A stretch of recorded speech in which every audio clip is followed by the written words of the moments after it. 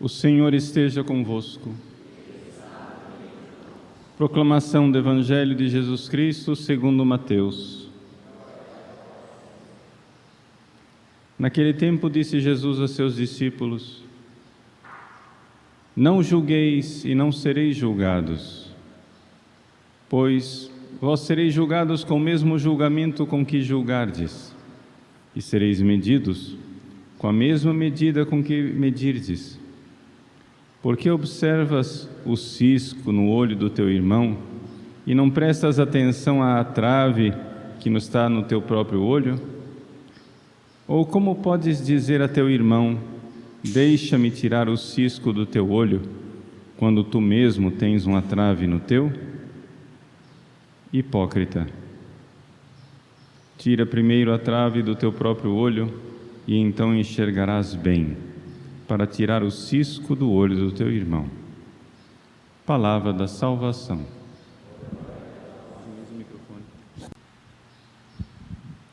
Meus queridos irmãos e irmãs, celebramos a memória de São Tomás More e São João Fisher.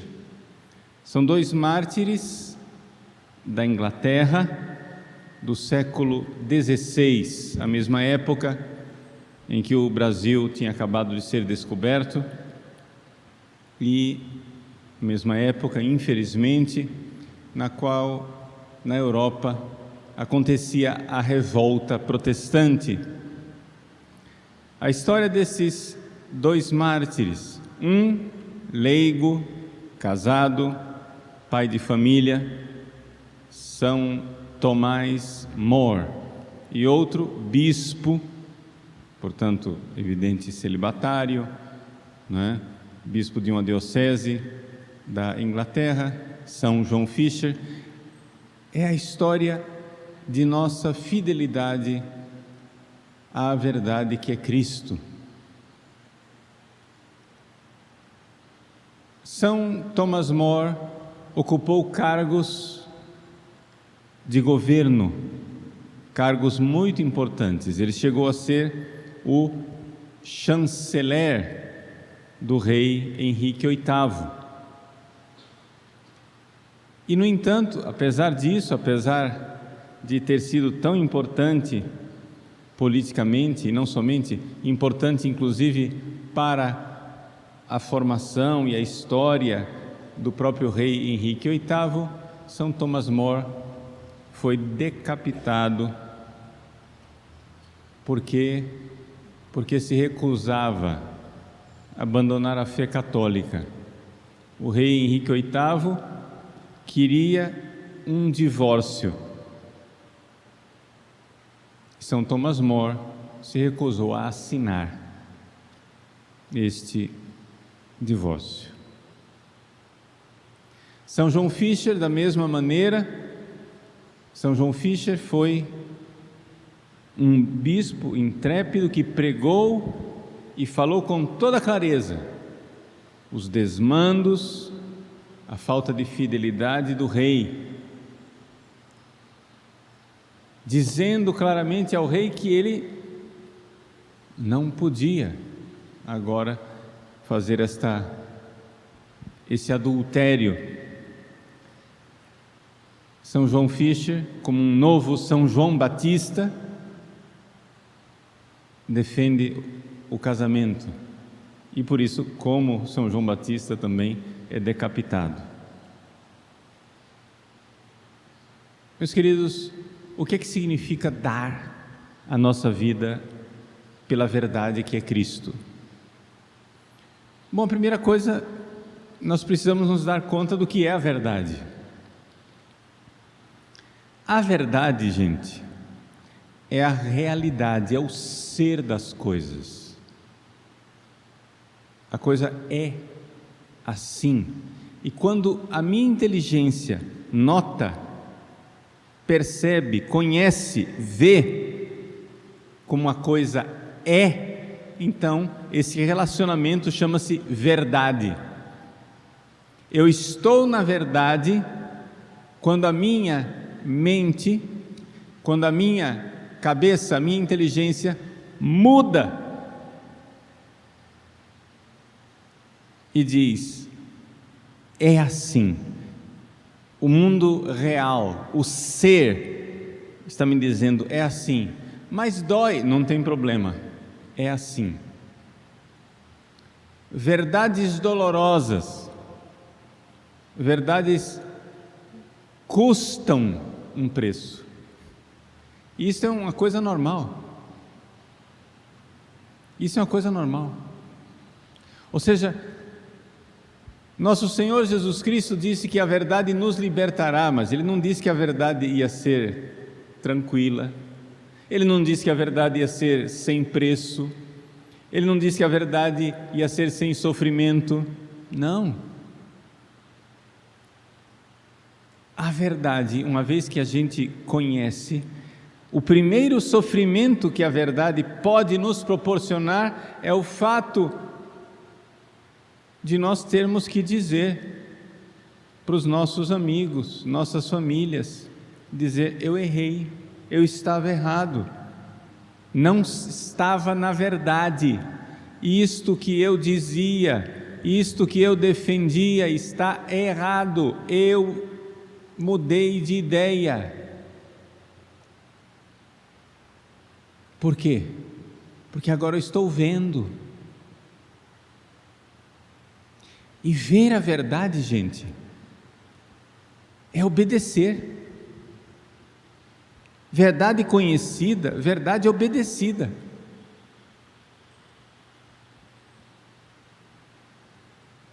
Um animal não é capaz de fazer isso. O animal não conhece a verdade, porque o animal não é capaz de, ao enxergar uma coisa dolorosa, mesmo assim dizer: nossa, dói, mas é verdade, tenho que obedecer, tenho que ir naquela direção. Não, um animal, se aquilo dói, ele cai fora. Se aquilo dói, ele foge. Vejam, meus queridos, nós cristãos temos um compromisso de sangue com a verdade. E não somente cristãos, isso deveria ser a atitude de todo ser humano. Todo ser humano, verdadeiramente humano, nobre, deveria compreender a verdade. Pode fazer com que eu perca cargos como são Thomas More, pode ser que a verdade faça com que eu entre em descrédito com os meus colegas, como aconteceu com o bispo João Fischer. A verdade pode nos levar para a prisão, a verdade pode literalmente fazer com que a gente perca a cabeça, como foram decapitados, mas nós não podemos deixar de dizer que a verdade é a verdadeira, que é aquilo, é. Os apóstolos nos recordam, São Pedro: convém antes obedecer a Deus do que aos homens. Quando nós obedecemos uma verdade, nós estamos obedecendo a Deus, que criou as coisas. Quando Deus criou o homem e a mulher, Ele criou o homem e a mulher com a dignidade de criaturas racionais, onde o homem e a mulher, unidos em matrimônio, permanecem num vínculo até que a morte os separe. Esta é a verdade do matrimônio. O matrimônio não é descartável. A verdade é que você se casa, você diz sim e dói. Dói porque a pessoa pela qual você está apaixonado Tem outros aspectos que você vai conhecendo e fica difícil de carregar.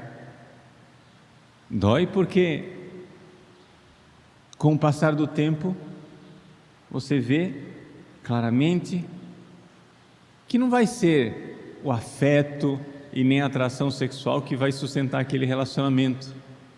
Dói porque a família é uma verdade espiritual. Sim, tem um fundamento biológico, homem e mulher que juntos produzem filhos, mas é uma verdade espiritual. Os animais não têm família, os animais têm sexo, mas eles não têm família. Uma vez realizado o acasalamento,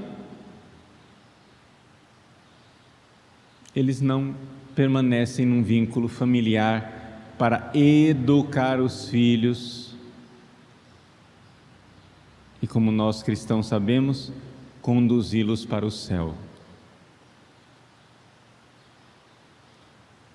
Essa é uma das verdades que Cristo nos revelou, e não somente, aqui tem partes de revelação, mas a grande substância da família e do casamento é uma realidade natural, que Deus nos mostra e nos diz, porque está na coisa, está na realidade dos fatos, está na estrutura da realidade. O homem, quando se une a uma mulher, produz filhos, e esses filhos são para sempre. Portanto, o vínculo entre esse homem e essa mulher precisa ser para sempre. Por quê?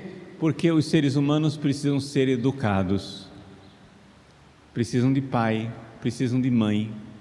Aguenta firme, é para sempre, até que a morte os separe. Essa é a realidade que está no ser das coisas, no ser da união sexual dos seres humanos. Não tem como dizer que não, mesmo quando tenha coisas dolorosas. No caso, o rei Henrique VIII tinha se casado com uma boa católica, mas ela teve uma filha, mulher, e ele queria um herdeiro homem, e já que nenhum dos filhos homens sobreviveu, ele queria agora um divórcio para poder ter uma nova mulher, para poder agora ter um filho homem, para herdar o trono. Foi essa a obsessão do rei. Mas, meu irmão, pode ser doloroso, você não está tendo os filhos que você quer, está tendo os filhos que Deus está te dando. Aceite. O casamento é para sempre. E essa é a realidade tão simples, mas tão empenhativa, pela qual a Igreja Católica sempre se levantou. Então vamos resumir o que nós colocamos hoje. Estamos celebrando 2 mártires. Derramaram o seu sangue porque a verdade pode ter consequências tremendas, mas ela precisa ser obedecida. E trair a verdade é trair a Cristo. O rei era casado. O parlamento inteiro, todos os políticos da Inglaterra disseram: o senhor quer um divórcio? A gente faz de conta que o primeiro casamento não valeu.